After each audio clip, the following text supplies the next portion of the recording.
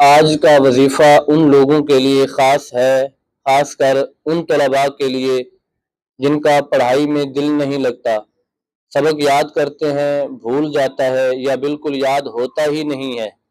تو ان ماؤں کے لیے بھی خوشخبری ہے جن کے بچے پڑھائی میں ناکام ہیں، مدرسے نہیں جاتے، سکول میں نہیں جاتے، کالج میں نہیں جاتے، پڑھتے نہیں ہیں، سبق یاد کرتے ہیں تو بھول جاتا ہے یا بالکل یاد ہی نہیں ہوتا۔ تو ان لوگوں کے لیے یہ آج کی ویڈیو، آج کا وظیفہ خاص ہے۔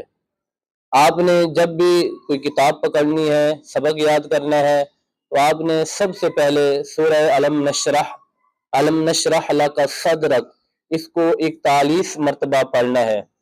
41 مرتبہ پڑھ کے آپ نے کم از کم 500 مرتبہ یا علیم یا حفیظ، یا علیم یا حفیظ، اس کا 500 مرتبہ وظیفہ کرنا ہے۔